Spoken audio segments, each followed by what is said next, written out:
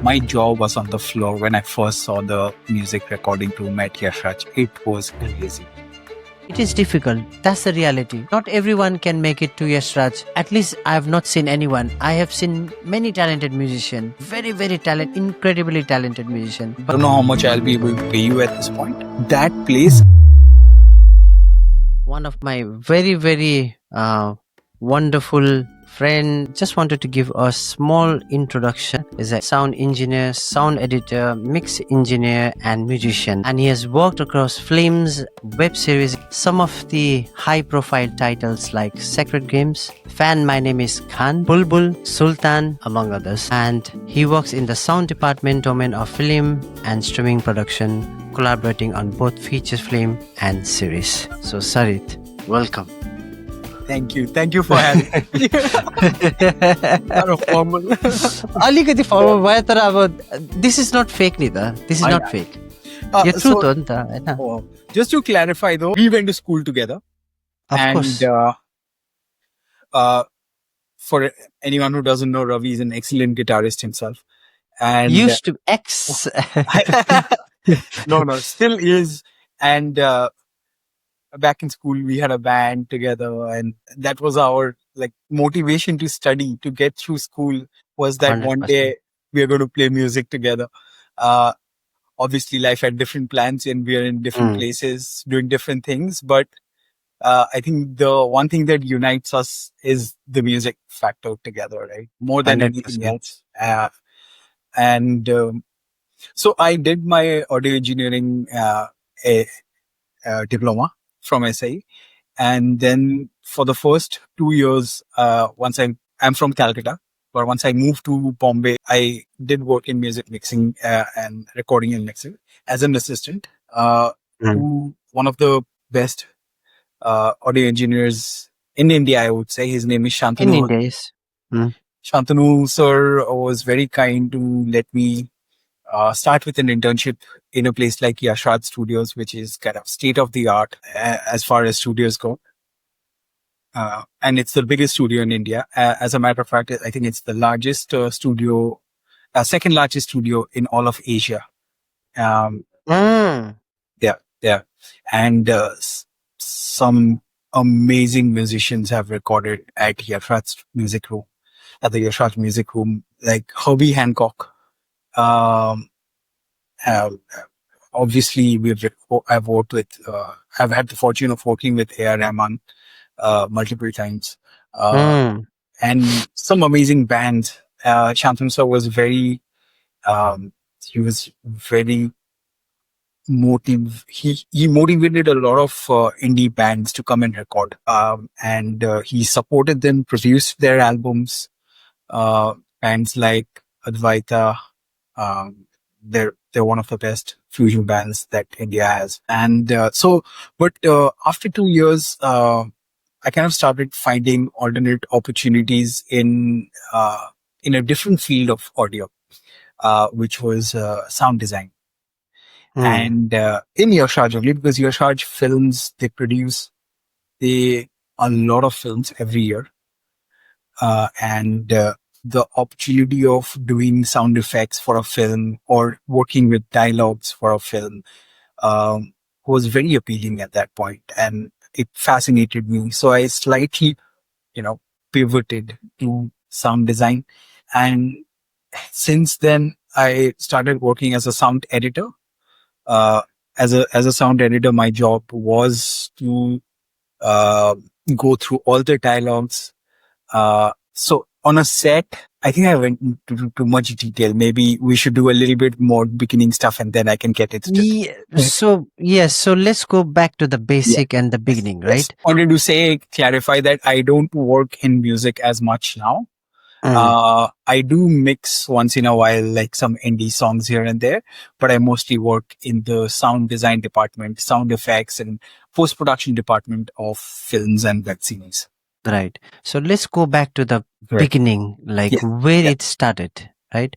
Because I know the fact that you have come from a musical background. Your dad is and was still, is a professional drummer. With Usha Uthup. So I just went to see him play live It was Usha amazing. Uthup is one of the best singer. I Yeah, mean, in don't to she is me, to she me, she's been singing for 57. I think she's around 78 years old.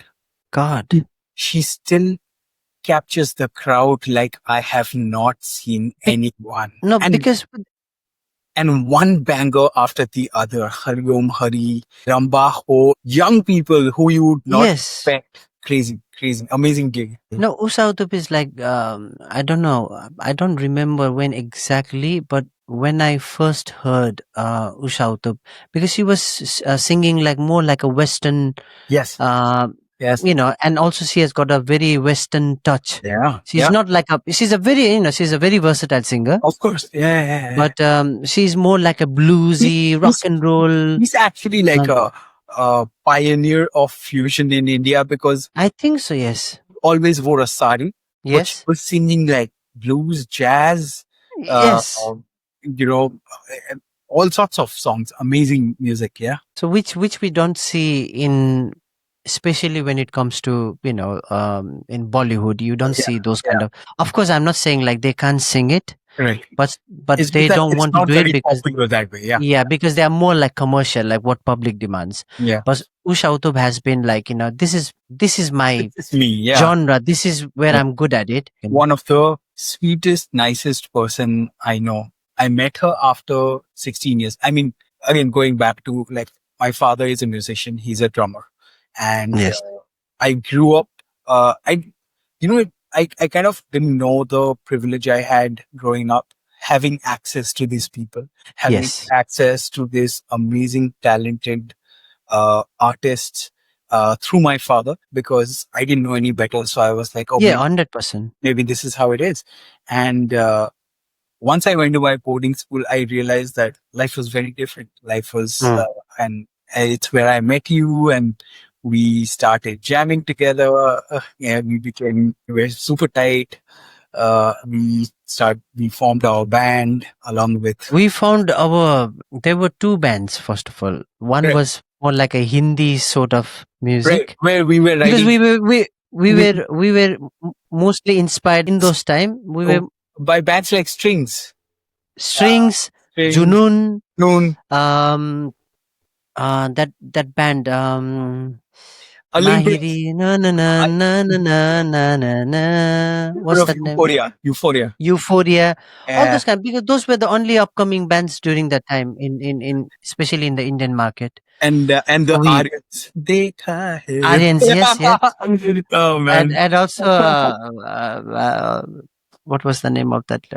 I forgot the name now. which song? Anyways, I will Yeah, if I but remember, then I will mainly invite. mainly like that 90s indie Hindi MTV, when MTV, initially when MTV, hundred MTV and percent. Channel V had come and all these indie Indian bands were so amazing, indie artists, even like early work of people like Shan and all, like Tanha Dil and all, Yes, so cool, they're so cool, and because we were heavily influenced by that. yeah, because during that time there was uh, bands were very very less. I mean, there were many bands, but the only bands who can succeed in Bollywood dominated industry was very very rare. So out of that, like bands like Junoon, Euphoria, Strings, they came out Yeah, because they were fresh, they yeah. musically very very nice. And also there was one band, I forgot the name of the band. Uh, what's the name of the band? Very very famous band. Indian band, Pakistani band. I think it is a Pakistani. The guy who sang Mitua, Ah, yeah, of course. Shafqat. that band, Yeah, yeah, yeah, yeah. Fusion, Fusion. Fusion. Ah, So this kind of bands, like not only they were like very very good, I met him by they the were way. doing music, Once. doing good music, but also they were incredibly talented. So True, that's how they kind of managed to break through that dominated Bollywood music. true, true. And nowadays we see more and more, I think obviously. I think with the rise of the indie industry was kind of dead. In by the time we reached like early 2000, um, by 2000 from 2005 onwards, kind of the indie industry had completely disappeared because no Hmm. one was investing and the times were changing. The music companies got, like they didn't know what was going to sell. Cassettes were not selling. CDs had come in. CDs were not selling. People were streaming MP3s and, Yes. pirating music. Yes. Yes. So things got very difficult for music companies to uh, but I think with the rise of internet, one good thing that has happened is a lot of newer indie artists have come up, which is so great. Right. And Right. you can with the newer technology, like with so many free DAWs, like platforms where you can record and uh, like mix and stuff like that. With so many instruments, VSTs available. People are now making music at home and Yes. making amazing quality of music, and they can self-publish and be famous. Yes. I mean, one of the biggest examples is Billie Eilish, right? Billie Eilish and her brother Phineas, they were making music in their basement and they won a Grammy. Right. So Right. it's a whole new world right now. Right. Okay. So obviously, this is just a musical insight. So let's go back to um, your journey. When did you decided, like, you know what, I want to pursue full time in music. This is what I want to do. Um, and we all know that in, especially in India, it is very hard to make it. It Right. is incredibly hard to make it. Not everyone is fortunate enough, even though they might be having degree, they might be doing so many different courses, they might be very very good musician, composer, but still it is incredibly hard to get, especially in Yash Raj films. Forget about anything else. It's Okay. very very hard. So how did it started? When did it clicked? When did you decided, like, this is something that I'm going to do it. Let me try. And what are the challenges that you have to face? What are the support that you got from your friends, families? Right. And how was it like life in Sydney, especially? Right. So again, to go back, my dad was a musician. My mom actually was a singer, a vocalist, who used to do a lot of live gigs. Obviously Bollywood cover songs and stuff like that. And then once I was born, my mom had to take a uh, backseat to kind of take Yes. care of the family. Unfair, but those were the times when Yes. the idea of working and taking care of a family was difficult. And Right. considering that I come from like a nuclear family, it was just me, my dad, and mom. One person had to kind of become the breadwinner, and the other person had to kind of take a backseat and look after the house. Um, Take care of me, I guess. Uh, but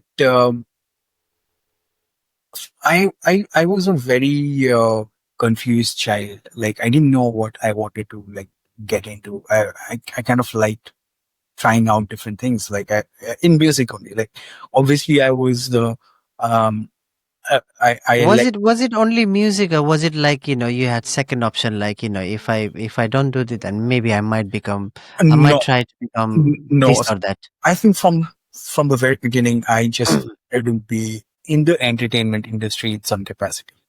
Uh, like right now, I am hardly in music anymore, but I'm still in the entertainment industry. And Right. what I do right now, I help tell stories via sound, right? The sound design helps tell the story in a film. But yeah, I knew that I wanted to do something when I was young. Obviously, I thought that music, that was my only plan. And I wanted to be a drummer, like my dad, because that the instrument really fascinated me. And I think like when I was around 9, 10, I started showing interest, and my dad was kind of against it. Because I think because he was in the industry and he saw the You ups, know how hard it is. ups and downs. Yeah. So he was like, no, it's not a good idea and stuff like that. So, And which especially in India, it's like, when it comes to music, right? Nowadays, yes, the times have changed. now, But if like you, but 15 years back, 20 years back, it was like, it was different. um, what are you doing in music? Go Ravi, and get a secure Ravi, job. Ravi, we are older than that, not 20 years ago. It's almost, 25, it's almost 25, 25, 30. Yeah. So, 25 years. so around, so then, um, when I was at home, when I was in Calcutta, I grew up in Calcutta in the initial years, and I used to, I used to go to school, and my life was all like, okay, waking up, uh, catching the school bus, going to school, getting out of school, going for tuition, finishing tuition, coming back home, doing homework, eating dinner, going to sleep. That was life. It was, it was not the best. And obviously we had like vacations and stuff like that, but there was very little room for any sort of extracurricular activities, which is why I think when the option of going to a boarding school was presented to me, I jumped at it. I was like, yes. Funny thing is, like, we had actually gone on a vacation to Kalimpong, uh, and we had someone who was showing us around, like one of my dad's friends. Rockville was one of the schools that I saw, from where the fire station is. You Yes. look down and you could see the kids playing.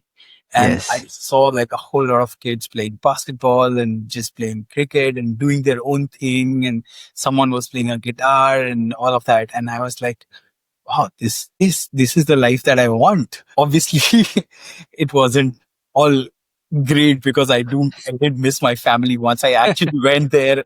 I Uh, In initial days I cried a lot because it was such a huge cultural difference coming from a place like Calcutta to going to the hills where in 99 there was hardly any electricity.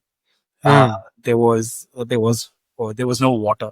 I was coming from a house where I had like water flowing 24/7. That is not something that I ever had to mm, worry about, right? And electricity, things that we take for granted in the cities. And I go to the hills and it's dark after 5:30, 6 o'clock. It's like yes. completely dark. One like 40-watt bulb in the dormitory, and it was super depressing in the first few days, Yes. getting, like adjusting myself there. And obviously there were a lot of other kids who used to be homesick and we used to cry a little sometimes and miss home food. Again, not to be No, I bitching, mean, hostel life was, not to be I bitching mean, about our boarding school, no, no, but no, no, of course not. it made It was me, hard.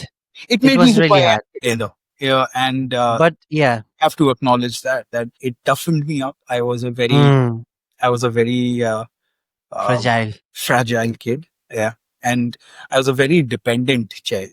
I used to Yes. depend a lot on my mom for a lot of things. And I think one of the best things that have happened to me is going to the boarding school, because it taught me to survive by myself.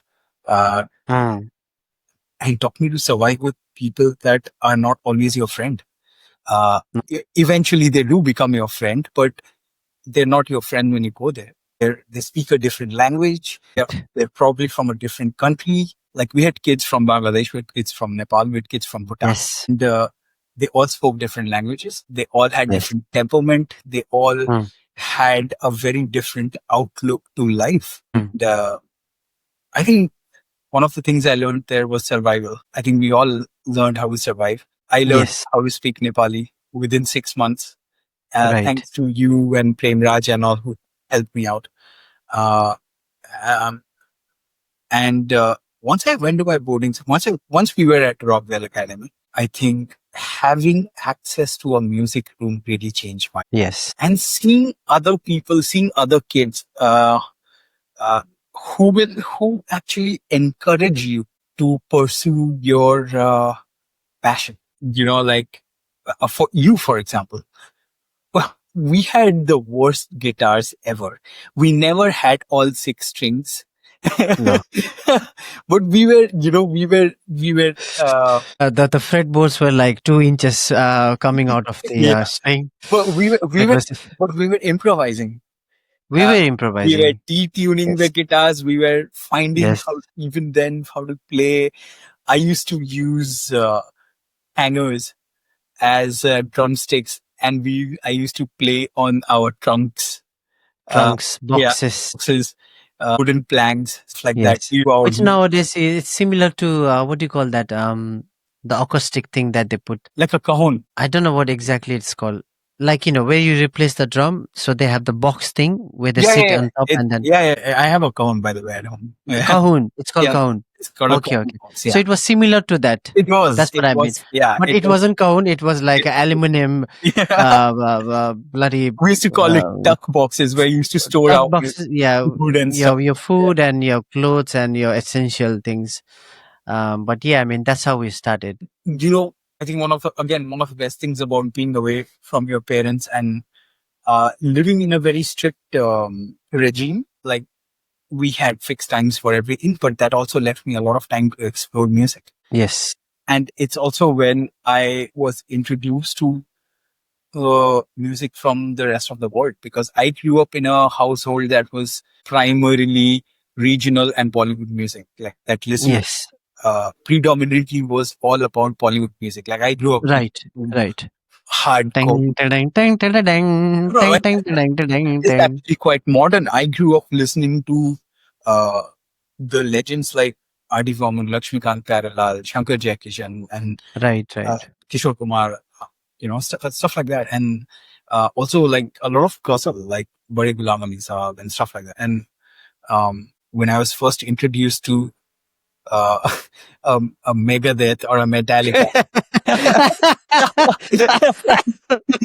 it was too much for me. I couldn't take it that time. I was I it was Iron Maiden, Megadeth, Nirvana, it was uh, complete Guns N' Roses. complete rejection, right? At the metal scene, In Hills is like totally different, right? it's a different world. Because I It's mean, it, yes, you listen to Hindi song and everything, but it's mostly like Western influence yeah, music yeah, and mainly rock. yeah, yeah. And but I got into it how everyone else gets into it, starting with Backstreet Boys and right, Of course, and then getting into like slightly more alt bands like um what's that band?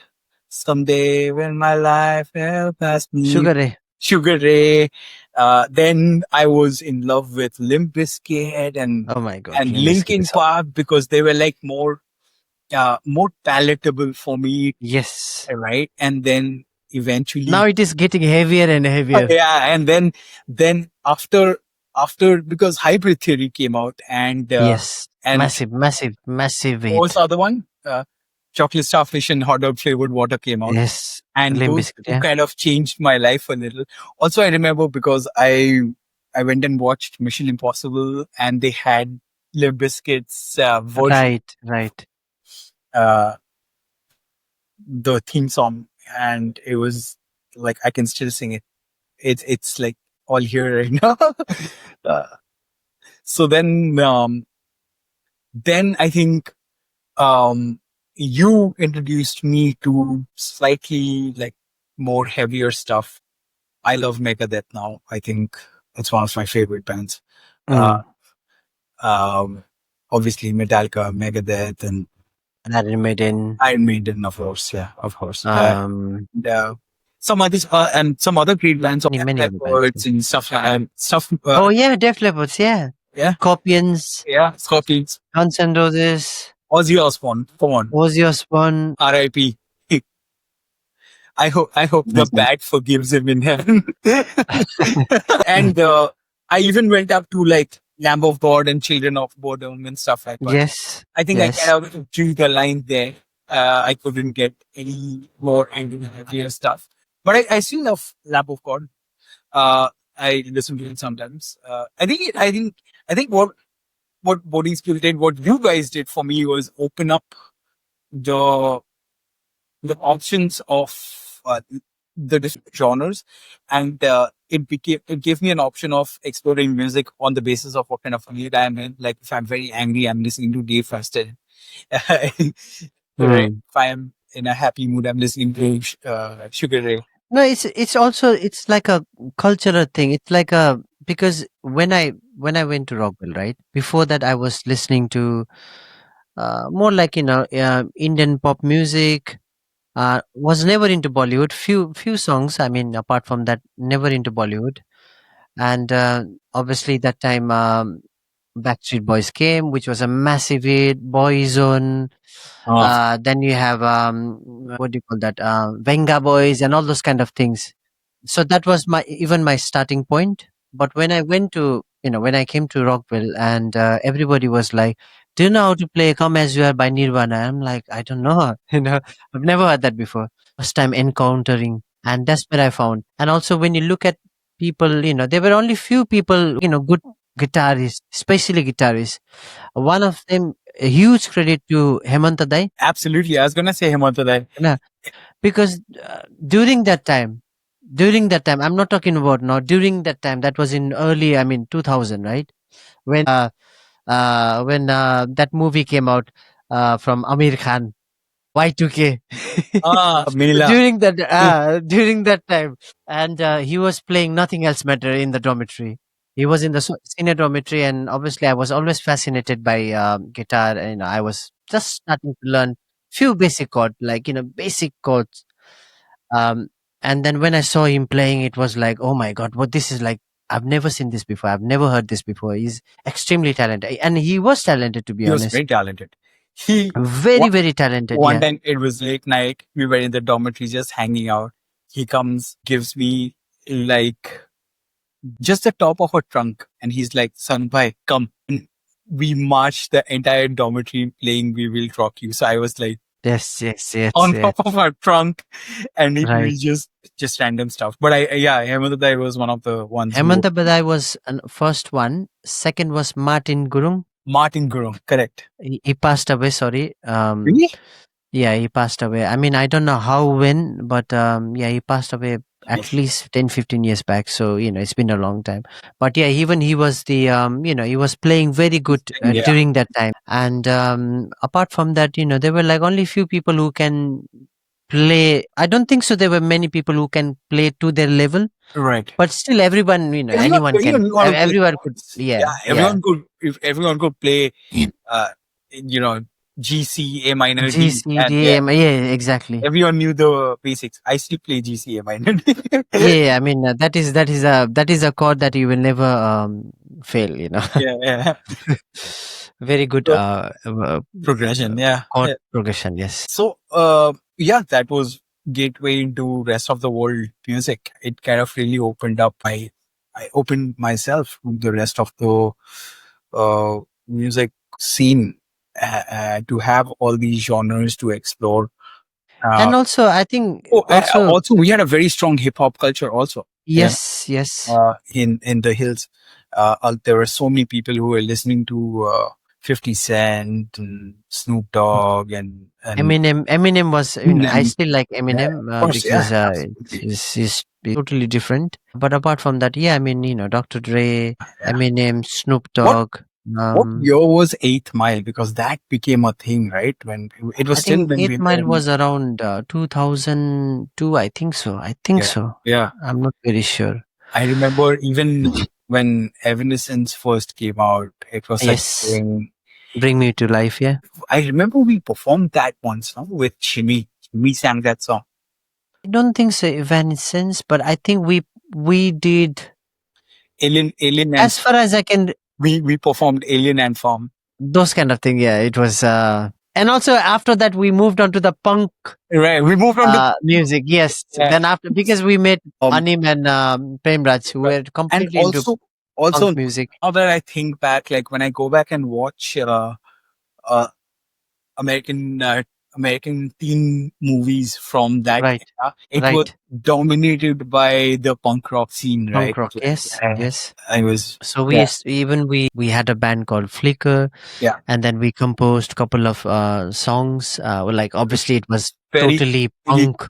inspired by Alien and Farm and Blink Blink 182. 182, Green Day, Sum 41, all those kind of Some bands, oh because man, they were the yeah. main core music that we were listening. But again, that was, slowly we started moving towards that direction. Just to also say, I sucked back then.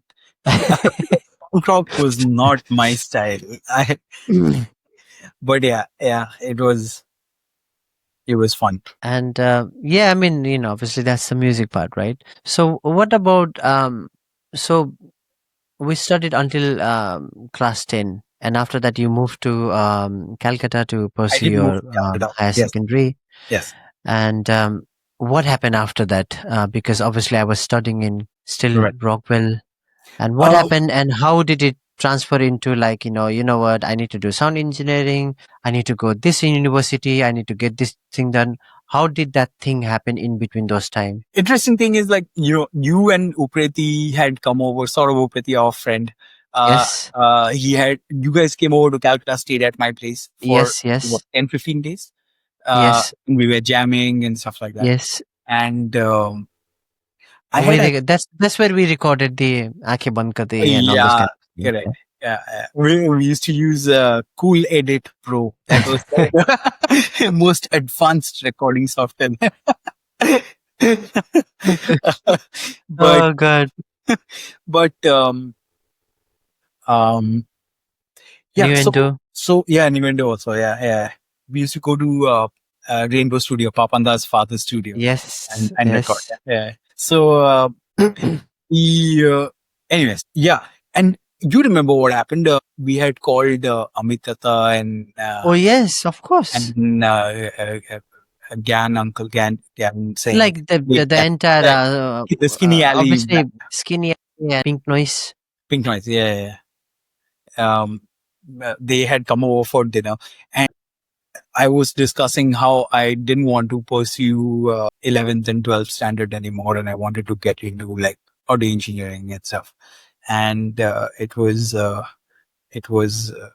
Jayashri auntie who kind of She passed away, right? she passed away, and Gyan uncle Yes. also had passed away. Oh, Uh, really? yes, yes, he actually passed away first, and then Jayashri auntie also passed away. Oh, God. They Yeah, have their child, I think, who's a drummer right now. yeah, yeah. He has a band called Parik and Singh.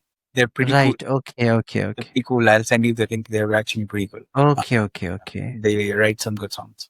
Um, but so she was the one who kind of told me that, hey, listen, don't rush into it. Finish your higher secondary. Finish class 12, and what people in here call junior college. So she was the one who Hmm. said, finish your plus two, and then pursue whatever you want to pursue. But have that basic education, higher education. Yes. And that kind of changed my mind. So then I started applying for schools and stuff like that. And I decided to finish 11 and 12. But while I Hmm. was doing that, I was already playing drums. By then, like I've been playing like school fests and stuff like that. And I wasn't bad, but obviously there was mm, a lot of room for improvement. My dad, being my dad, was like, I can't teach you because if I teach you, you won't take it serious. Right. So you go to someone else.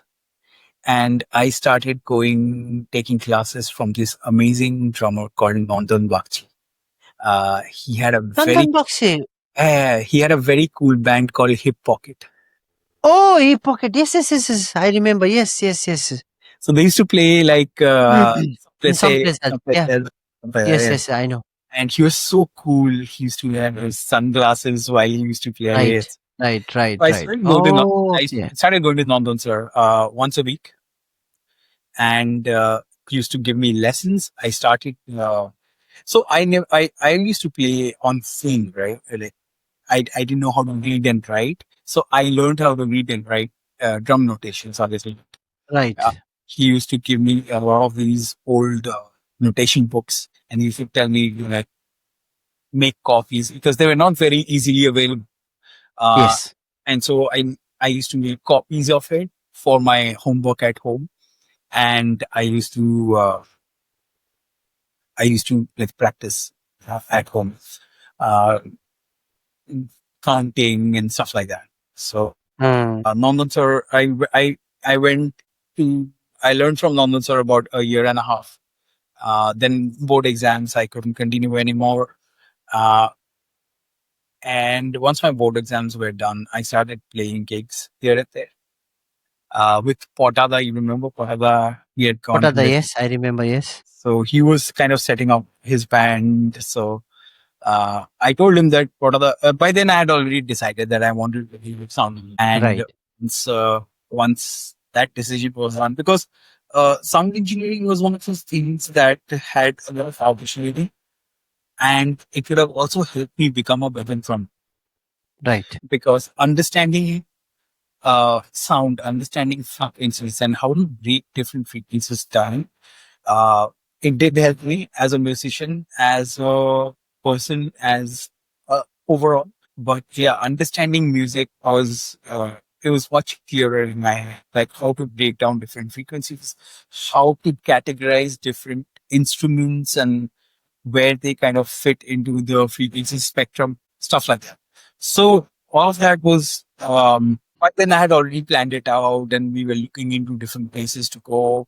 Uh, you remember when we went to play Scholastic Beats, Yes, of course I remember. and I came back home, and there's a very famous audio engineer in India called KG Singh, Mr. KG Singh. Uh, Hmm. he has worked with R Rahman. He has recorded and produced Rabbi's album, Bulla Ki Jana Mein Kaun Mitsya. Yes. KJ Uncle. But where is that guy now? Where is that guy? He was performing Because in a.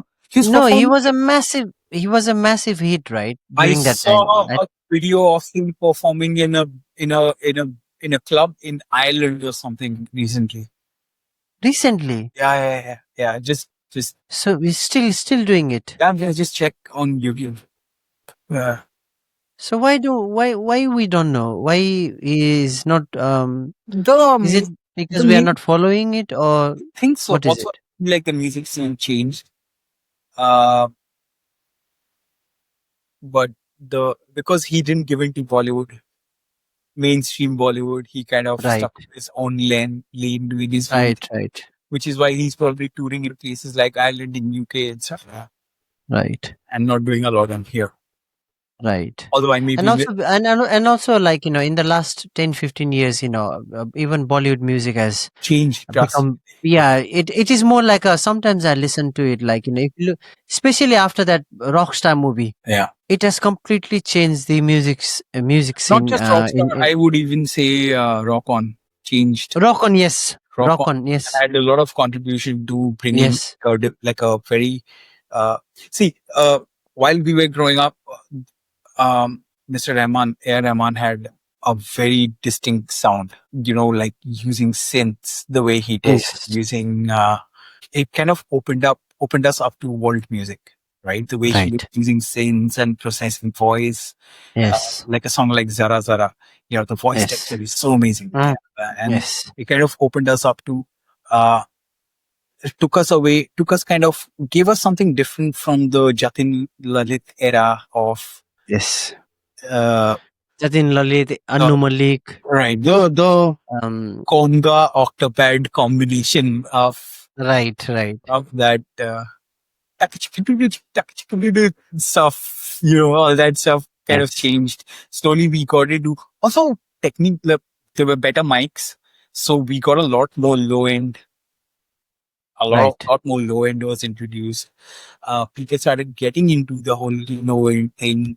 Vehicles started coming with sound system, and people started like putting woofers in their vehicles so that they can, pump the bass and stuff like that. So mm, the soundscape was changing, and then we had newer music directors like at that point, like Shankar Ehsaan Loy, who were yes, exploring a lot of yes, fusion, Bhangra yes, fusion. yes, yes, Uh, Ehsaan being one of the most amazing guitarists that we have yes, in this country, yes, with yes, belting out licks like amazing songs. yes. But they were also, Because even he's like very heavily Western influenced.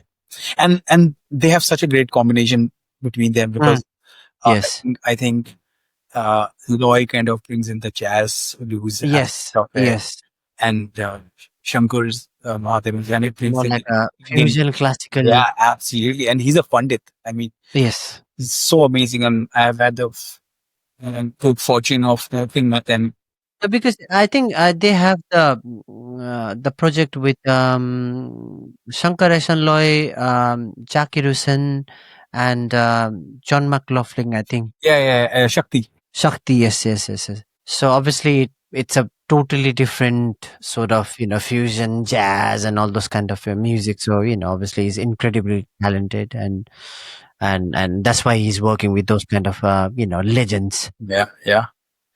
Um, it's amazing. So, and even newer music directors like Salim Suleiman Mm, and Vishal Shekhar were that yes, yes, scene, and they were doing some really good yes, stuff. yes, Uh, yes. I've worked with Salim Suleiman. I've worked with personally, even Vishal Shekhar, but like on and off. Like I haven't worked I with them think Vishal is more classical. Vishal is more rock. more rock because he used to have a band called Pentagram Yes. long time back, long time Yeah. back when we were like we didn't even have access to any English music, so Yeah, yeah. those people were Indian doing English bands were like we hardly had any access to them. Indian English bands like Zero and all. No, Zero is a song. mm, It's a band called PSP no, 10. no, Zero is a band, right? it's a band, yeah, Yeah, yeah, yeah. And so many Indian bands so played many. amazing. Parikrama was more like Parikrama Parikrama is was also of my first gateway into the Indian band scene, right? Because in the yes, hills, because of Sonam, I think we got to know about this yes, band. Agni was another band, Agni, Indian yes, band. yes, Yeah, yes, yes, yes. not the Hindi Agni, the other one. No, no, no, the other one, Uh, yeah, Rudra the Rupa Mrityunjaya Mahadeva, Agni. Ma Kali da da da, Jagan. Man, Ah, very, very good songs. I don't know oh where man, exactly they are from. it would be remiss to not mention 1974 AD. 1974 is like in 1974, Nepalese music, in Nepali I would music, say it in changed the world entire. music. I think in world music because those guys transcend language. Their music is Right, so good right, that right, you right, can't just box them into Nepali language. But I, right. I still listen to Hida Hida and, I kind of happy cry because it's such a great song. That entire album, Mm. Motu Bhari Bhari, Hida Hida, Sambodhan, Sambodhan. um, many, many. I mean that Oh, that that entire album, album, that entire that album, like album, Satabdi. very, very rarely you see a band where you can just play the cassette. At that time, we had cassettes. Yes, And you can just play the cassette at any given time, and whatever song comes on, you would want to hear it. yes, Very rarely you are like forwarding a song or rewinding a song, yes, right? yes, And yes. That's right. 1974 AD, and it's such a crucial part of our musical journey growing up. Yes. It's And crazy. also they are very, very musically talented people. They are Yeah, not like, yeah, they are educated, yeah. they know about music. That's what I mean. Yes, and even the later albums like Pijara Kasuka and all, like they were Every introducing us to like different genres every time, and they were also great. Melodic, there was rock and roll, there was it's everything like, and also it's one of those bands where everyone was talented. The guy who played the yes, flute in yes, Samjivas yes, Esri yes, yes. Nahi.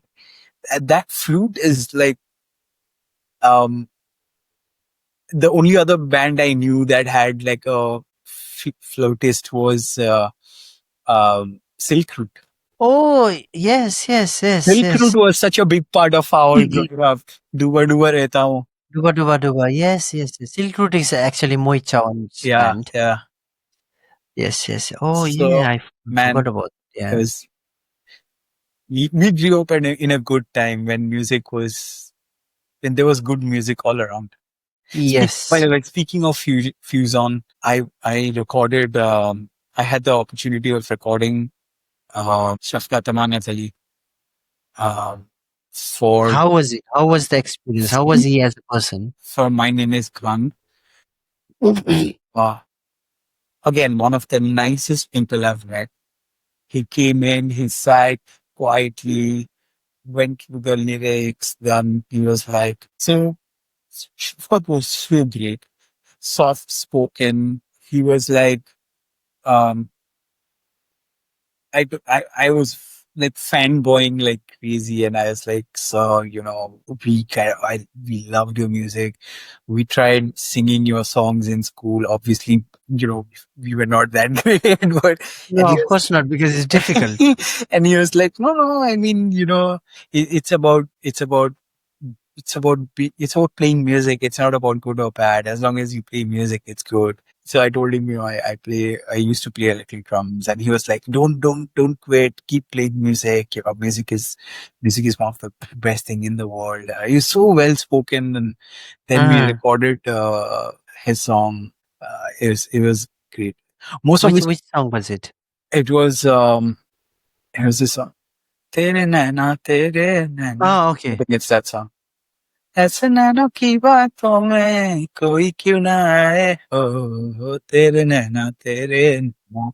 From My Name Is Khan, So who's the music director for that movie? Shankar Ehsaan Loy.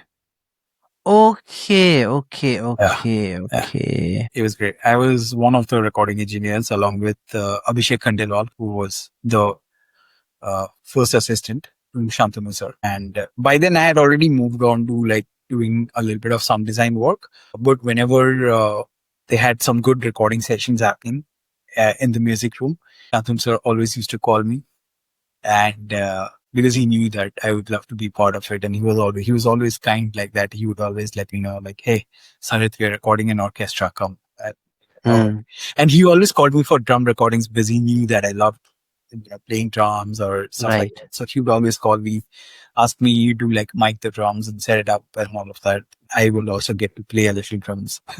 And how was it working with Mr. A.R. Rahman? Okay. So What was the first thing like, when you first worked, when you first heard like, oh, you will be, working with A.R. Rahman, you will be doing so and so. okay. How was it like? How was the experience? How was the So what was going through in your head all right. during that time? Uh, I'll give you a little bit of a backstory and then I'll continue with the story. The backstory is that uh, so 2007 is when we finished our Yes, school. I see. Yeah. Yeah, I see.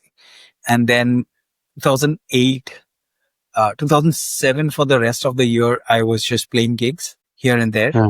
Hmm. playing drums, and I was waiting for my visa, right? Right. I had zeroed in on SAE as a school.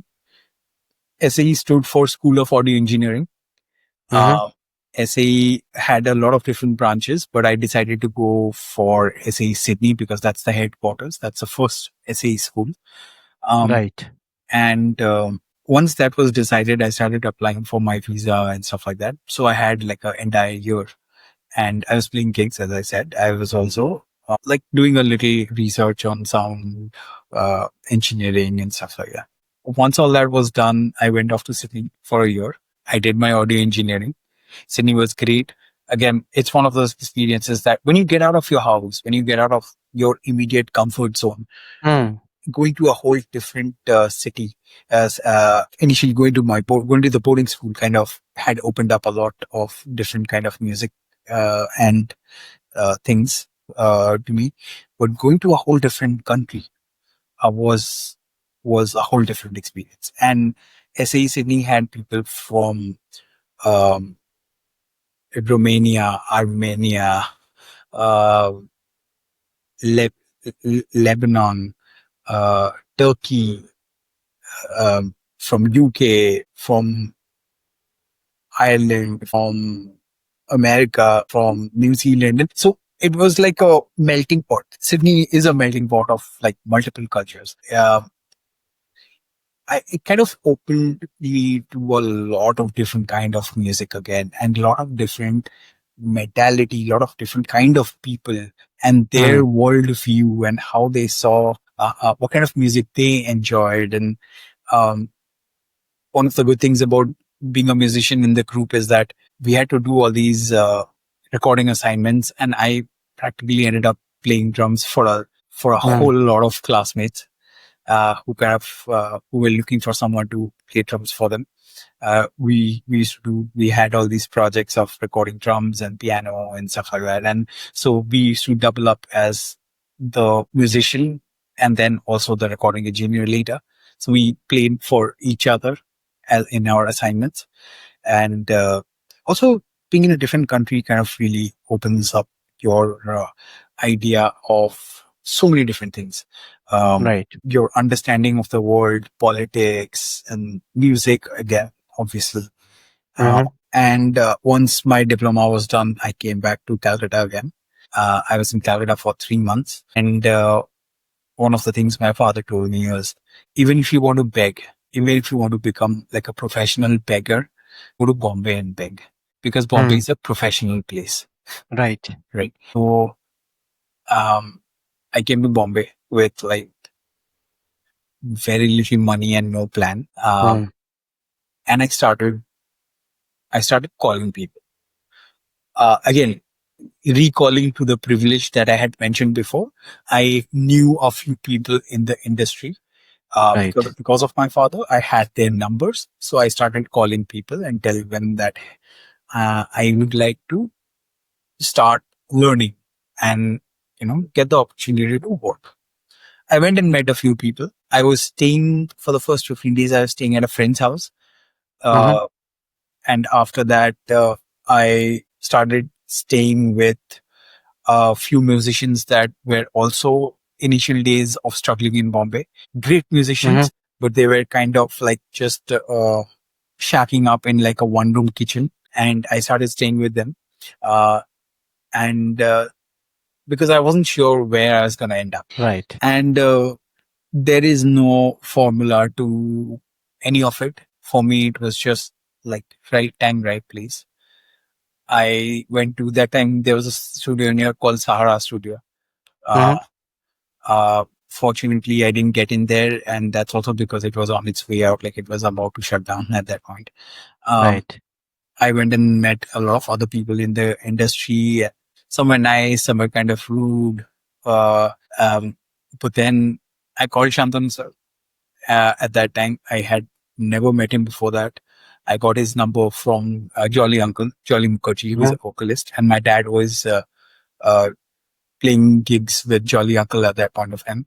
Mm-hmm. Jolly Uncle was very kind to, give me all these contacts because it's not easy to get a contact to get inside Yash Raj. Yes. So I called Shantanu sir. I went and met him. He was one of the kindest people I met. And that is a recurring thing, right? One thing that I would like to acknowledge is that all the great people that are in the industry who have made it, who are extremely talented, one of the things that they have in common is that they're very nice people. Right. There are a lot of people who are not nice, but fortunately, it may be me or it just may be my luck. Most of the people that I have come into contact with, most of the people that I have been fortunate enough to work with, have always been very kind and very protective and very nice in general. So I went to meet Shantanu sir. My jaw was on the floor when I first saw the music recording room at Yash Raj. It was Mm. crazy, right? Mm. There was some recording going on. I was nervous. Um, Shantanu sir was like, "Hi, sir, would you like some tea, coffee?" I'm like, "No, no, no." And he was like, "Listen, we are looking for someone, uh, another person to help us out, and we need someone like." If you are game coming on board, I don't know how much I'll be able to pay you at this point, but you are free to stick around and learn. Said, yeah, I will. At that place, I will take that opportunity to learn. Um, and so I decided to like turn up every day, diligently every day before time at that point. Um, and the interesting thing about going early was that I had the room to myself so I could try out new things. But I Mm. used to be super nervous. And for the first month, my job was just to sit and see what Abhishek was doing. Abhishek Khandelwal was the uh, first assistant there. Right. He was, Shantanu sir was uh, only hands on when it was absolutely necessary. Otherwise, he was mostly supervising. And Abhishek has been working with Shantanu sir prior to that for the last time. I went there in 2009. Abhishek was working with Shantanu sir since I think 2005 or even before that. So he knew kind of everything, that the way Shantanu sir mic'd something or the way he would like the routing of a certain track or how to name the tracks and all of that. So I got to learn from Abhishek a lot. Abhishek, Mm. I was and Abhishek was also nice. Like after the first 10, 15 days, he would say, "Hey, I'm going on a break. Why don't you do this and keep?" And then I get to sit on the machine and do my Right. work. And then Right. I screwed up sometimes, which is part of growing and learning. Yes. Yes. But I also then fixed I accepted the screw ups and then I fixed my problems. It took time. Sometimes that time was, came at a price, which Shantanu sir was nice enough to not grill me on it. But yeah, I learned fast and I decided to not make those mistakes again. I used to be very careful. I started double checking everything, stuff like that. So, Mm. and I worked there for 6 months. No, for the first 1 month. Then one day Shantanu sir called me and said, Sarit, we have really enjoyed, you've done a decent job. So I've spoken to the management and I'm giving you a stipend. You're hired. Not hired. Yeah, they were giving me a stipend as an intern, Okay. which was crazy. Right. Because so after like a month, Shantanu sir called me and said, Sarit, we would want you to continue here as an intern and we'll give you a stipend. That was great because no one else was paying me. And my rent was more than that stipend, but it was the best place for me to be at that point. I was part of a lot of projects that was happening every day. Yash Raj projects, somewhere Yash Raj projects, somewhere outside projects. I was learning a lot how to record stuff that I had already learned a little bit in SAE.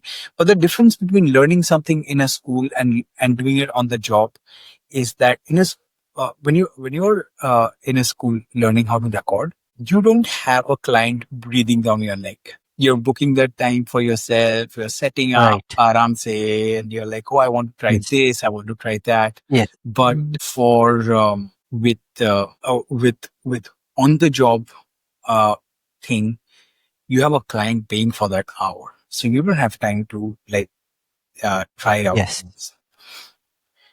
So it was good. It was good to learn like on the fly, making decisions. You have to be fast at making decisions. Something Mm. is not working.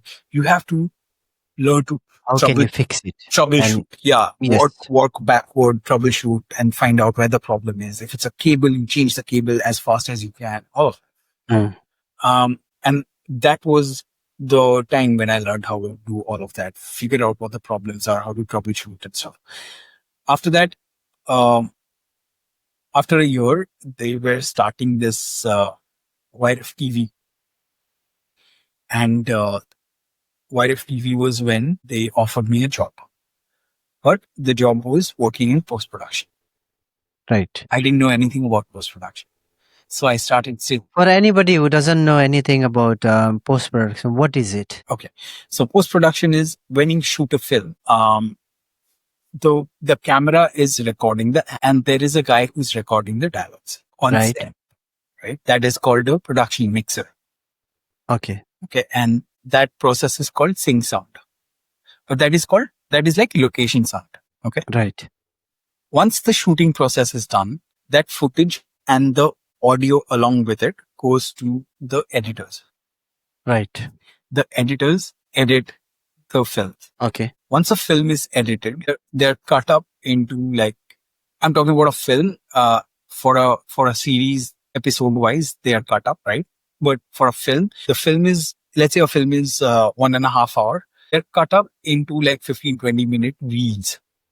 Right. Because in the older days, a film ka length used to be like 20 minutes, jumbo reel they called. Okay. So it kind of, that process kind of stayed back because initially an entire film of 1.5, 2 hours used to be too big and too heavy for the softwares to handle, Right. audio software with so many different tracks. So they Right. started cutting up the film into reels. Right. 20-minute reel, whatever is a good point for us to cut and, divide the film up. Right. And these reels then come to us in post production, where there are 3, 4 different uh, uh, steps to it. The first Right. step is on location. Let's say there are 5 actors, not all 5 were speaking together. Mhm. Okay.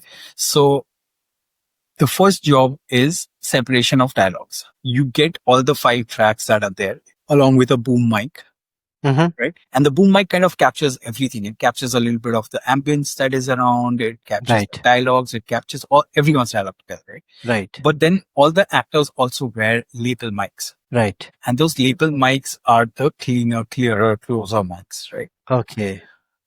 But they're also sometimes a little muffled because they're put inside the clothes, Right. right?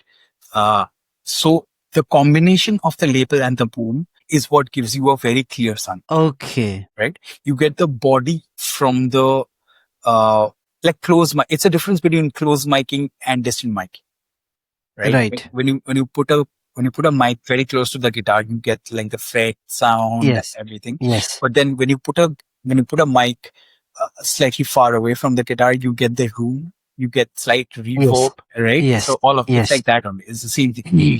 So Mm. one of the first jobs is to separate the tracks as per character. Let's say you and I are talking, and I'm one character, you're one character, right? So my job would be to make a boom track and make one track called Ravi Lapel and one track called Sarit Lapel.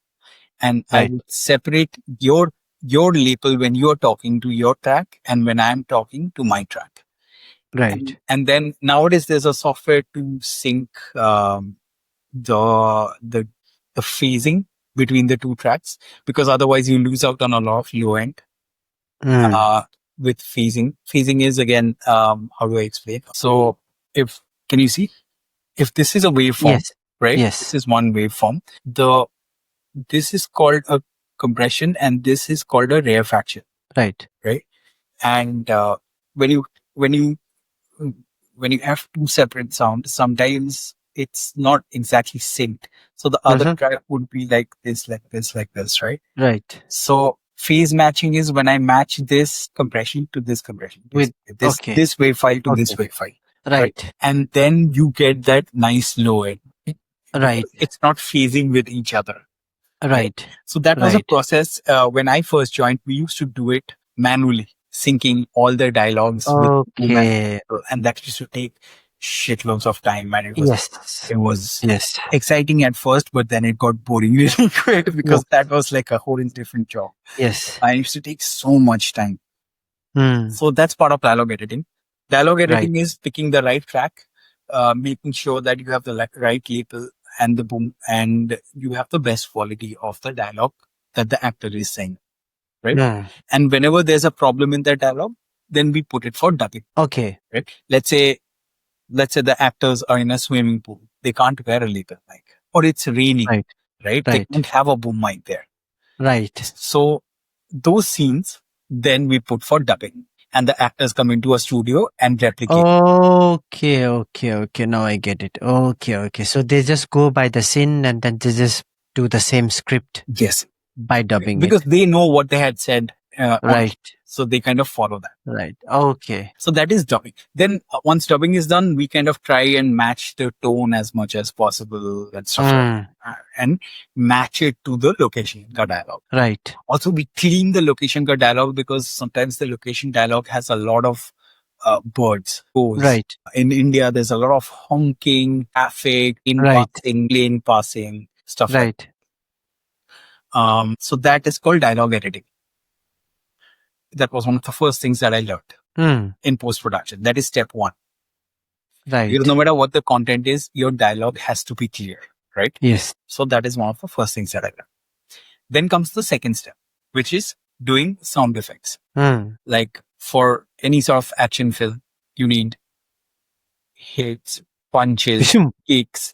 So earlier they used to do all that, but by the time I was in the workforce, we had this amazing libraries in Yash Raj, and some I bought later on, and someone buys it, gives it to you, you give them something that you have bought and stuff like that.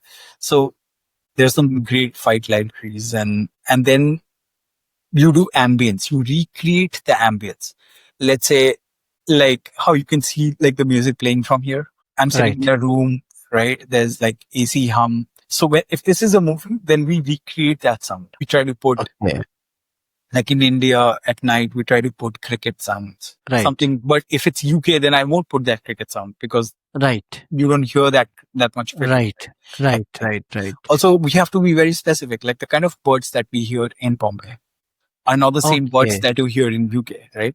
So Right. yeah, so we try and do our research as much as possible on the Okay. location that is being portrayed. Sometimes what happens is they are saying they have shot in a different country or a different location, but they have shot it here Mm. in Film City, Okay. right? So, but it's our job to make sure that the soundscape is of the place that is being portrayed, Right. Right. right?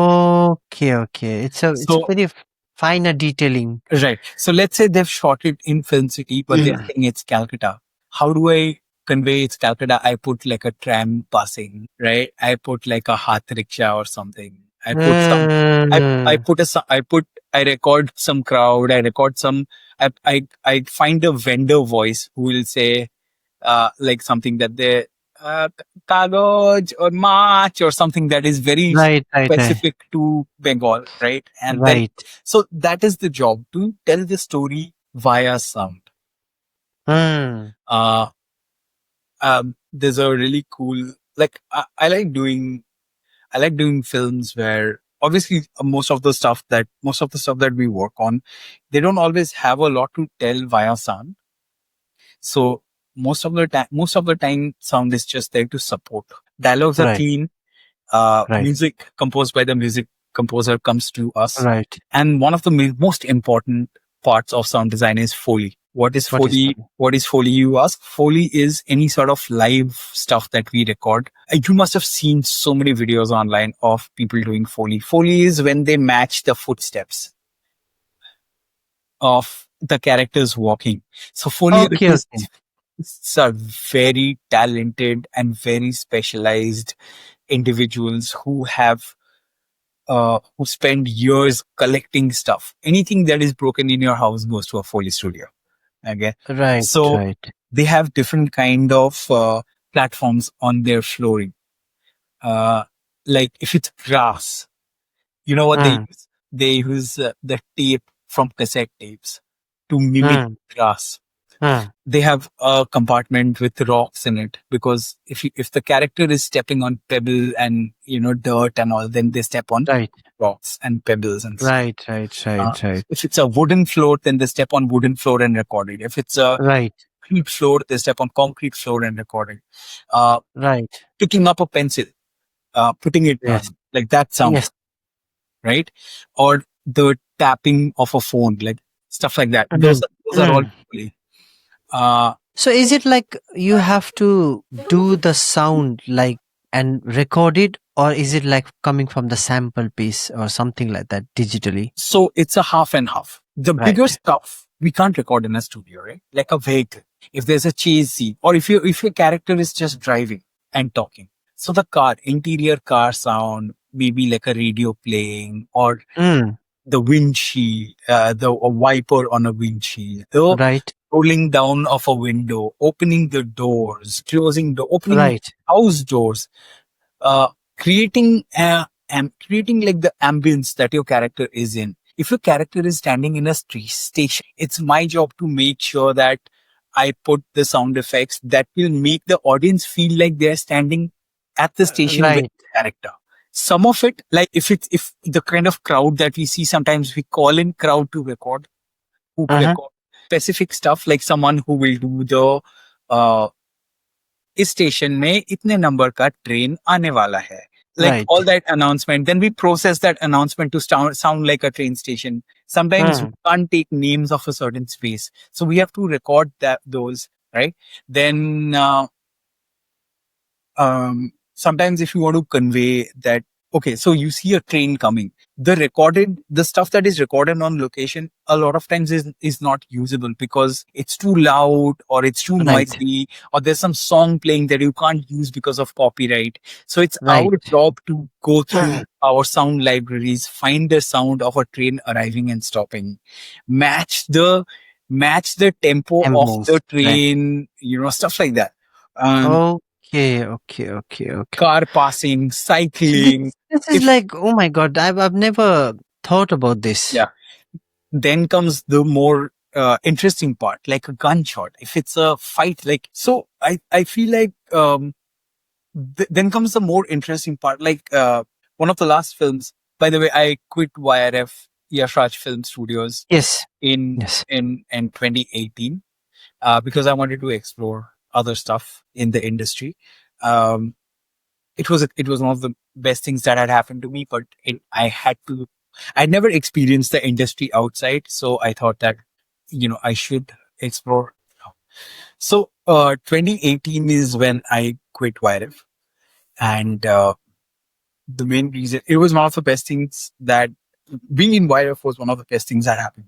I learned so much from that place, but the reason why I left Yashraj Studios was, um, I had never explored anything outside of that place. I started there. I was doing I did my internship Right. there. I got a job there and worked there for 9 years.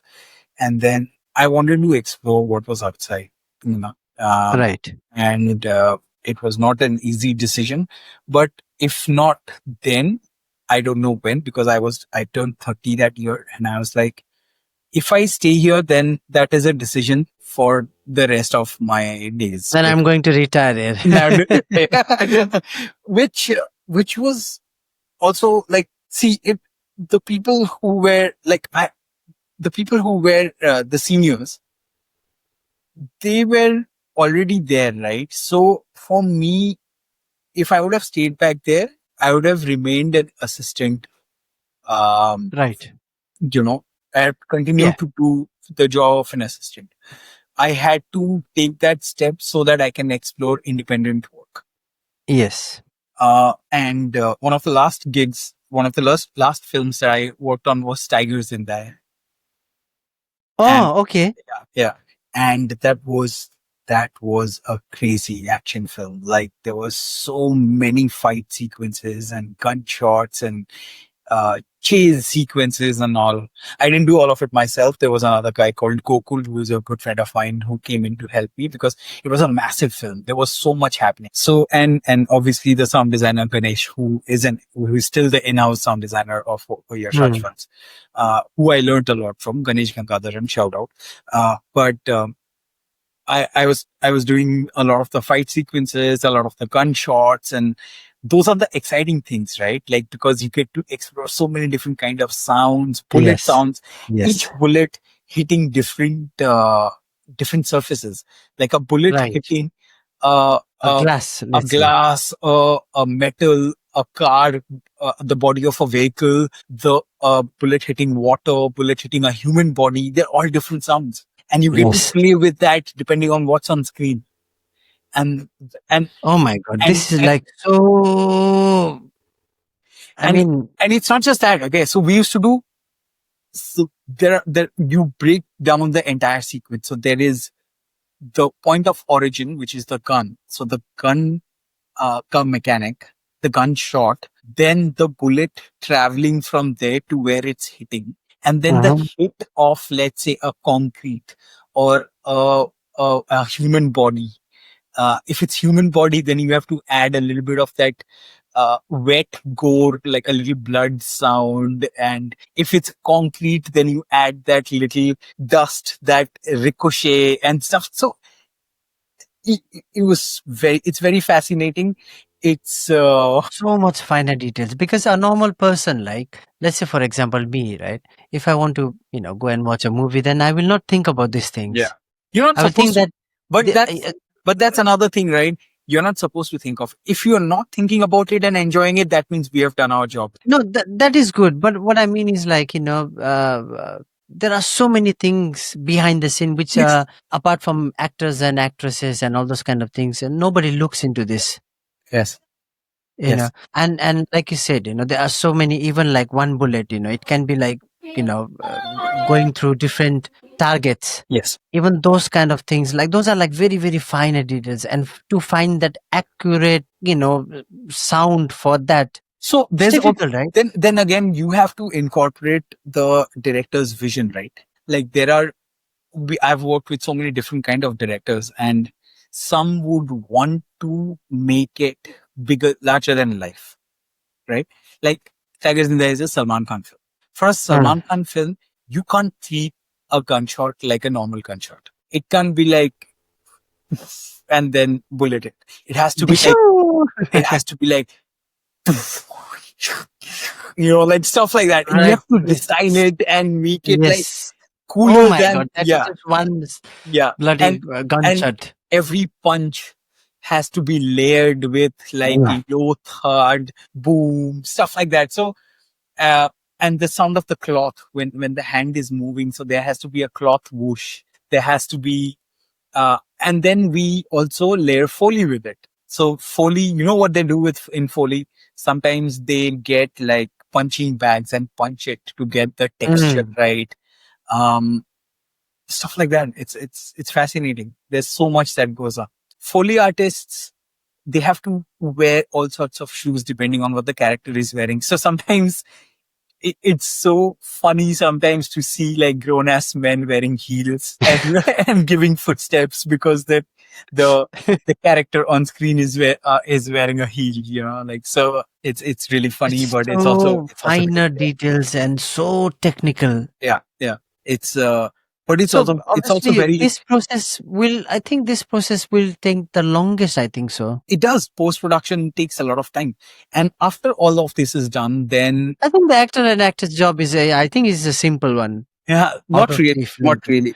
See, Not simple, but everyone's job is difficult in their own way. Like actors and actors have to be they have to no, they be have the script. Obviously there is a different they have to condition. They have to remember they be. have to get into the character, they have to remember the line. Yes. The only thing But they that don't have is to go to this kind of technical thing, right? This but is too technical. the My the goodness. the only thing I would like change in our industry is that if we get paid a little bit more, I think everyone will be happy. Actors and actresses get paid a lot Of uh, course. for the effort that they put in. And rightfully Yes. so. I have nothing against them getting paid. Because they're the face of the thing, Yes. right? Bigger risk, bigger reward. I completely agree.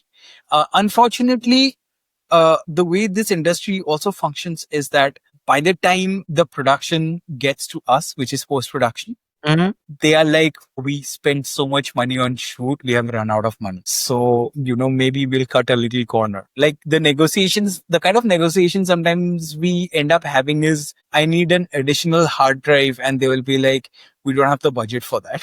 God. So, yeah. Yeah. So stuff like that. Or if the movie is doing if the movie is successful and doing hundreds and 500s of crore, Yeah. then Yeah. you should be paid something, right? Yeah. But, that is a great point and a lot of different, now recently I saw some production houses started profit sharing. Yes. Everyone gets a profit sharing, which is great. Yeah. Touch wood and fingers crossed. I am looking forward to that kind of a work environment. But right now, we don't have any people like us. We don't have any stake or royalty or anything. Actors still get profit sharing sometimes. Of The course. bigger actors. Mm. Every time the production sells the film to a broadcast, to a channel or to a streaming service, they make money. Every time they re-release it in theaters, they make money. Right. But we don't see any of that money ever again. Ours is a one Right. time done and done, basically. Right. Right. So that is there. Uh, but it's okay. Every industry has its downside, and there's something to look forward to for improvement. And money is one of those things that the sound department can do a little more with, because there are so many different aspects to sound, Yes. so many different players that then has to come together. And then comes one of the most difficult parts, which is the final mix film engineer. Uh, Also known as the re-recording engineer. And his job is to put everything together along with me, of course, as the sound Mm. designer. What we do is we put everything together and we mix it. And what you see finally in theaters is how is So when you're mixing it, right? So it will be like movie sequence going on and then the sound sequence going on and trying to filter it out like, okay, this is right. sounding So good. there is a This there can be there better, something like that. How does yes. it So work? there is a process called spotting, Okay. which the mixing engineer and the sound designer sit with the director. And by then we have all the elements. We have the dialogues, we have the effects, we have the foley, we have the BGM, the score, Right. right? And what happens is first we do a pass where we mix it the way we have initial briefs and conversations on what the film is like. If it is a film that needs that over the top sound, then we treat it that way. Mm. If it's a film which is more realistic, like which is a if it mostly like indie films and all, you want to treat it more real. Like you want that grittiness of that sound. Like if there's a tube light, you want that hum buzz of that tube light, right? Right. If Right. it's Right. Right. if you like the difference between a polished big budget film and an indie film is how we treat sound, and Right. how the camera works. And also, like you will see when you see Yash Raj films and Dharma films, they are lit to the T. They're all lit. Everyone is wearing really great clothes. It's super bright. The sound design is practically sometimes non-existent because those films are more about the dialogue and the music, Right. right? You don't care what bird is in the background. You want to hear Right. the dialogue and the music that's helping you emote. Yes. On the other hand, when you're working on indie films and more realistic films, you will see that the music aspect is lesser because Mm. in real life, we don't have background music playing and telling you how to Right. feel. You feel from what you see, from the Mm. dialogue, how the acting is, right? How the scene is lit by the DOP, by the cinematographer, and then the sound, how realistic the sound is, Mm. how the treatment of the sound is, squeaky doors, like very real things, right? Um, Right. like how should I say? Uh, I did this film which released this year called Mrs. And if you get an opportunity, please watch the film. It's on, Mrs. huh, it's on Z5 Global. It's a remake Which? of a Malayalam film called The Great Indian Kitchen.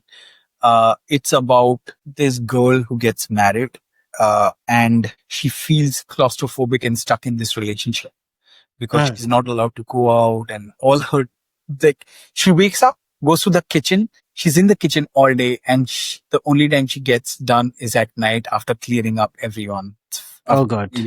cleaning and all, and she comes to bed basically. And so one of the scenes in Mrs. was that it's the initial phase where she's realizing that her marriage is not going to, Right. right? And instead of going to bed to her husband, she kind of takes a moment and lies down on the sofa outside.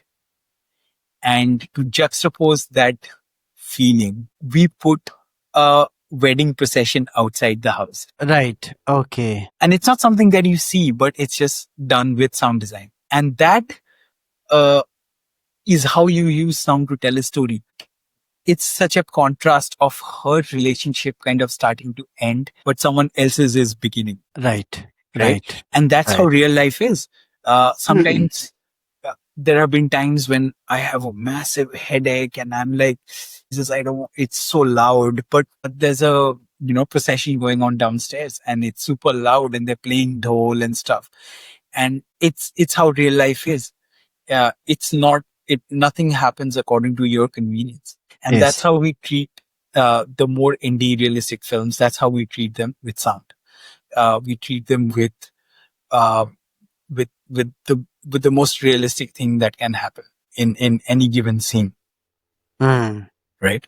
Like with this podcast, there's a band playing music outside, and there are people doing there are people with firecrackers, and that is like if I have to redo this scene in a in a Dharma or a Yash Raj film, I wouldn't add those. because that will Right. be about the conversation and there will be music in the Yes. background. But Right. if it's a indie film and if it's a more realistic film or a director who likes to keep it realistic, then Right. that director will say, "Hey, what month is this? This is October. Okay, so Diwali is around.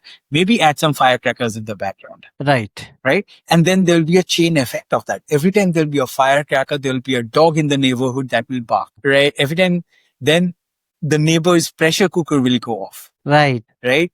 There will be a baby that will cry in the house next to yours. Mm. So that's how you create a scene.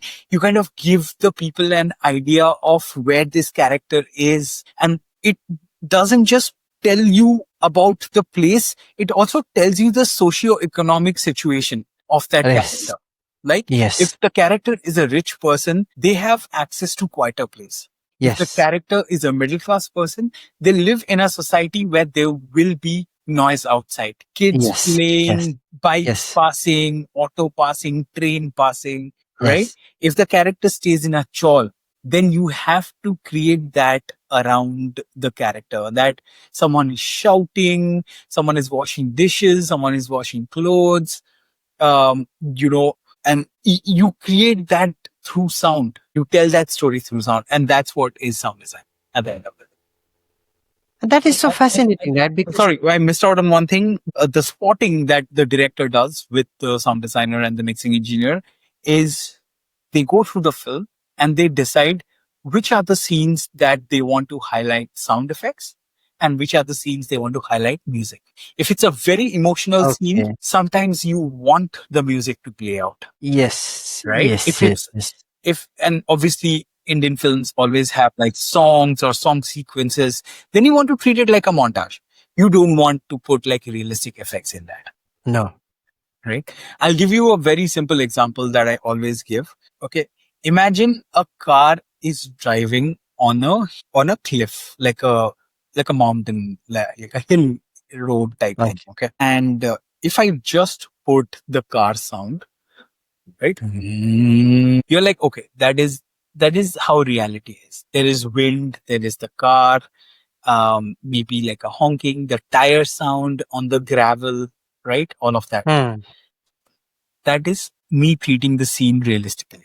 Now imagine that same scene, then I put tan, tarara, tan, tan, tan, tan, tan, tarara, tan, tan, tan. Without even knowing what's inside the car, you're like, oh, that sounds like a happy tune. These people are going somewhere nice. Right. Or Right. if I do taran, taran, tan, tan, tan, tan, tan, tan, taran, tan, tan, tan, tan, you're like, oh shit, Something it's suspect. intense. Something is going to Yes. happen. Is the car going to fall Yes. off the cliff? Stuff Right. like that. Right. So, Okay. so music helps you emote, Right. which is Right. why Right. you will see Indian films have so much music A because lot. because Indian film audiences, they count on music to help them emote. Right. Tan, tan, tan, tan, tan. Violin will play and you dance. Yeah, like it has been happening since like early 90s. What sound does it is, according to me, is we can use sound for emotion as well, but most of the time we use sound effects to ground a scene to reality. Like for example, in Kalona, which is one of my favorite film in Indian Ah. film. That keyboard, that piano thing, is Right. so heart melting. Yes. And It's like even the dialogue is playing. There is no other sort of music going on. Just the dialogue and with the background like ting ting ting ting right. ting ting ting. And you It's know like exactly what to feel. You feel sad, you feel right? emotional, and then So it's that's just how music helps you emote. It kind of puts you. Uh, when I was in SAE, the SAE also had a like a editors film editors section, and they had a film club which I had joined. So every weekend there was a theater that they used to play different films for different the film students, and I joined it because I loved watching films, right? And right. and we saw so many of these older films like Lawrence of Arabia and stuff. And when you see those films, you know what they used to do earlier in theaters, like in the 60s and 70s? There was something called the overture, right? And Okay. in the beginning of the film, for almost 5 minutes, they used to dim all the theater lights and they used to play like a prelude to the film for five Mm, minutes. So if you go back and watch Lawrence of Arabia, it's Arabian music for 5 minutes before the film begins, because it's the time when they want you to forget about the outside world and just right. feel the music in that darkness and get into that zone before they take you on that journey of, Right. right? So, but obviously with time, our patience have gone, is completely gone now. Like now, Yeah. young people's patience is like 60 seconds on a reel, Yes. Yes. right? Yes. Yes. So That's true. now you will see that even the techniques of filmmaking or songwriting have changed a lot. You have to capture someone's attention in the first 5-10 seconds. Otherwise you've lost. Right. Yes. So even Yes. Yes. songs are like that, it's, Yes. and uh, over time in the last 15-20 years, somehow music became predominantly about dance. Mm, If you can't groove to it, or if you can't move to it, if you can't dance to it, then it took that music time to flourish. There's still the likes of John Mayer or Nora Jones and stuff like that. And that's true music, like nothing. But majority of the music consumed by people on a day-to-day basis is yes. right, and Yes. and everyone loves that because it's easy consumption. You don't have too much You don't have to complexity. you don't have to Yeah. you don't have to feel Yeah. so much. Coming back to the emotion, you don't have to Yes. feel so much. Yes. For good music, Yes. you have to feel, which is why there are so many people who listen to, including me sometimes. You listen to a good song and you feel like, feel like crying because, and for no other reason, because it's just good music, Mm, right? And that's the thing. Yeah, that's the power of music sometimes, that it helps you emote no matter what.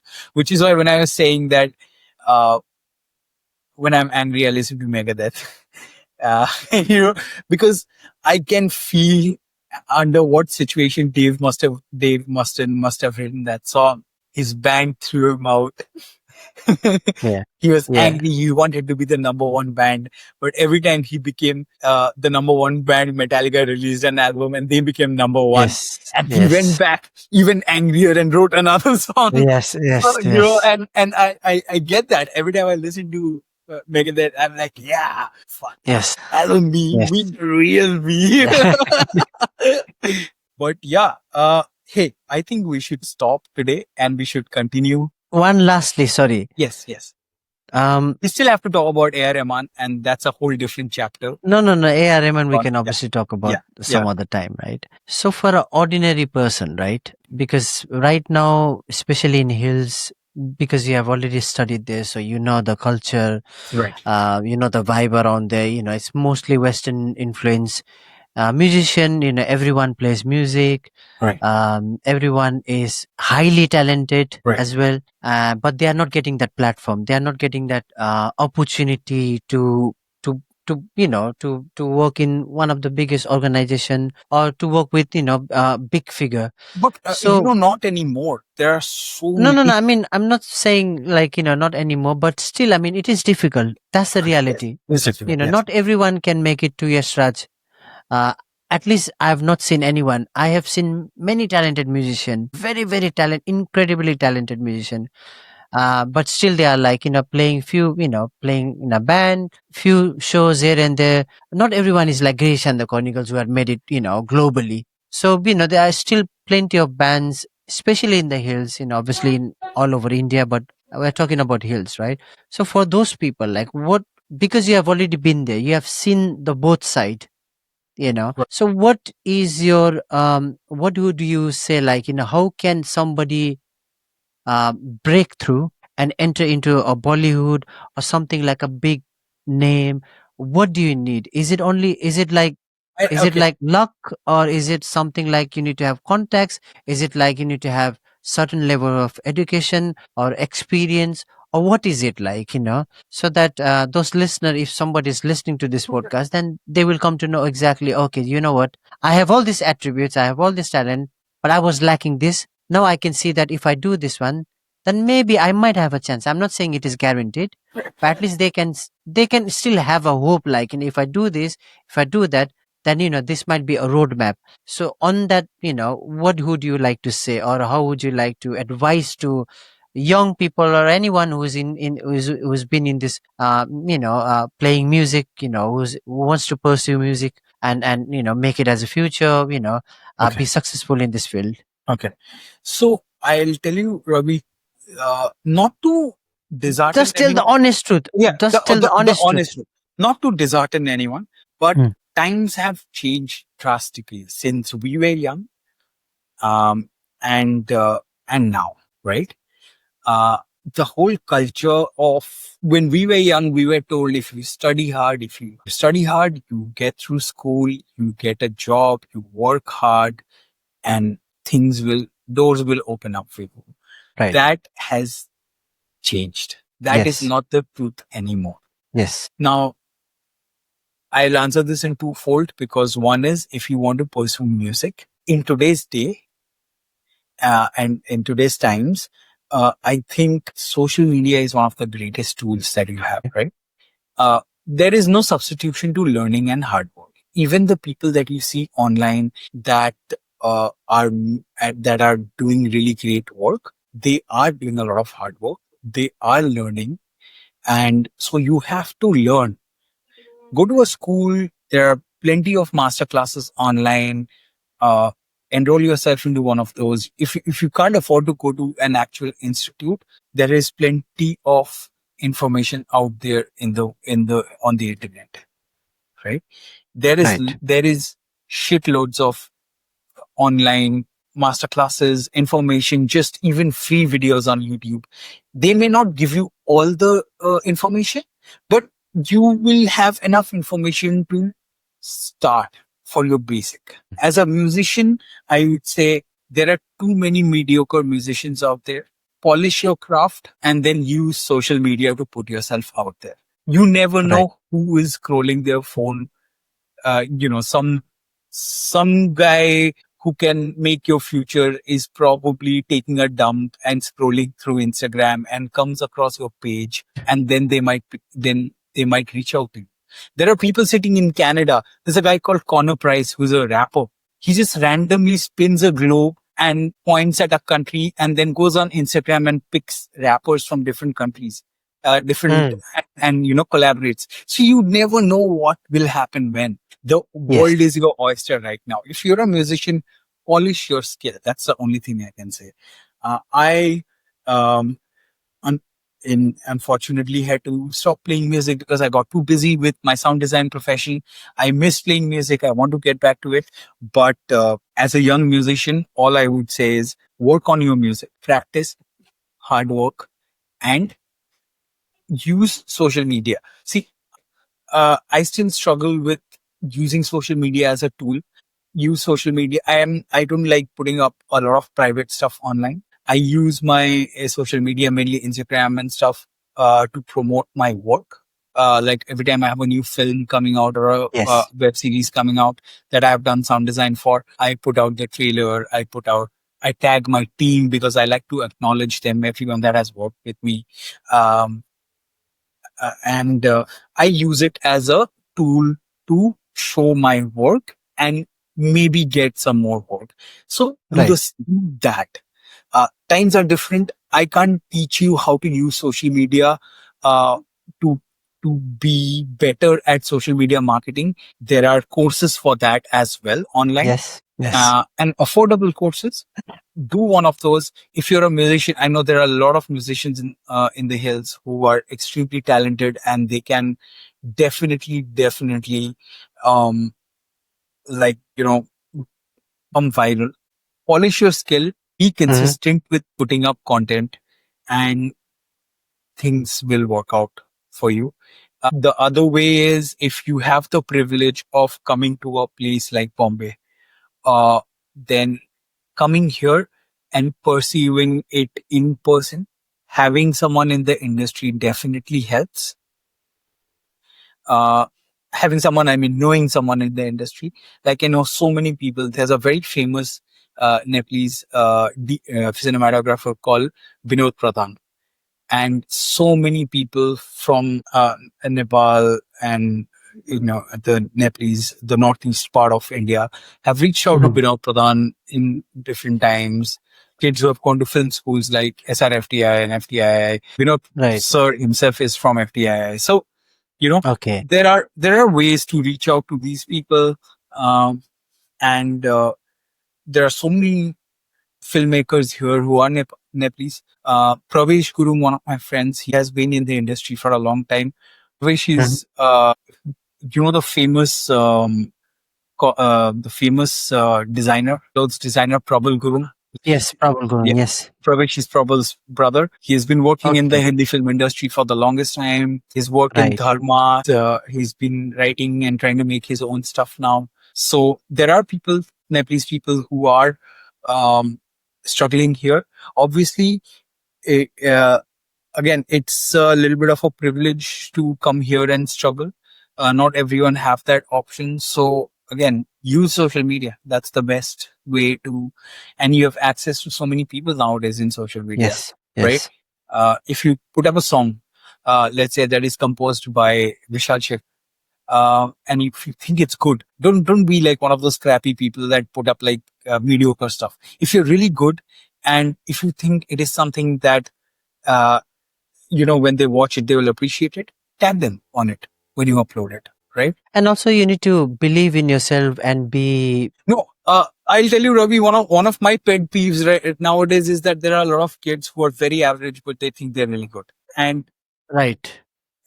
and unfortunately, I may be too old school, and I hate cringe stuff.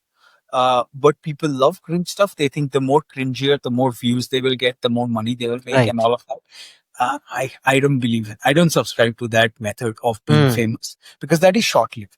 You'll do, Right. you'll become like that one cringe wonder that someone will see you for, like, share your video like 5, 10, 15,000 times, and then you think, oh, this is life, but that is short lived. That is not going to sustain Right. you. If you're Right. serious about it, put up good stuff consistently, hardworking stuff. I'll give you an example. There's a guy called, I think, his name is Shobit Tamang. He he has a very specific template. He's a very good vocalist. He's a very good guitar player. uh, Right. Dude is clearly good looking because he's always on Omegle, and that's his template. He goes on Omegle and he plays songs. He pretends that he's Korean. He's Nepali, clearly. Right. So he pretends that he's Korean at first, and he starts singing and like a English song, and then he does like a mashup with a Hindi song, and he usually is on Omegle with like Indian girl or an Indian guy and all, and they're Right. shocked to hear him sing like the I Hindi mean, I've part. only seen Omegle in some of the reels and things like that. Have you ever Right? used it? No, I haven't. I'm too old for that stuff, man. I'm barely holding on to Instagram. Because you can How about I write you you get an this. email?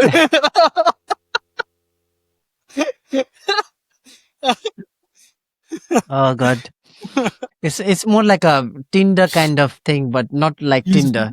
use it for dating, and like I think the thing with Omegle is like you don't know who is going to show up. Uh, Oh, okay.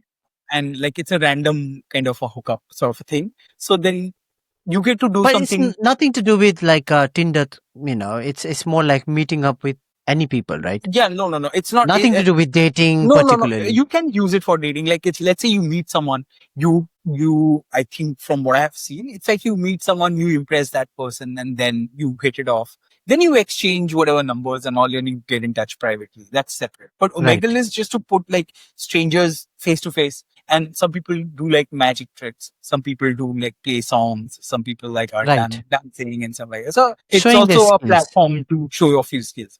So Omegle Right. was not the point. The point was that Shobit Tawang found a way to, um, found a new way to New capital, formula. new format to show off his talent. He's clearly talented, and once you find that thing, it kind of helps you grow. I haven't found it. I don't know how to do it because Uh, I have been extremely busy doing my work, so I haven't had time to explore the online world so much.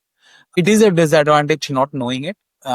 And if you know how to use it, it helps you a lot to connect with newer people. Maybe there are a lot of young, new storytellers, filmmakers out there, not just in India, Yes. in other parts of the world. And Anywhere in the world, yeah. I would like to get in touch with them and collaborate and do sound and stuff like that. Yes. I just haven't had the time to. I would like to explore that. Uh, so that's the music aspect of it, right? Just you have to uh, and don't be like a again. I don't care what people say. Don't be like a kacha padam guy. Like that is a one hit wonder. Not even a hit. It's like one cringe wonder. I call it because they're Right. they're they cringe. They just become hit for that one momentary viral moment, Right. and then people forget you after 6 months, and that's your life, Yes. right? And Yes. in that 6 months, you are living like, oh, I'm the next fucking rock and roll star or whatever, Right. flying Right. like Right. Right. first class, going to different countries and dancing with like famous influencers and all of that. And then now no one knows where that guy is. No one is he back? And the problem is that once he has lived that life, it's very difficult for him to go back and sell badam again.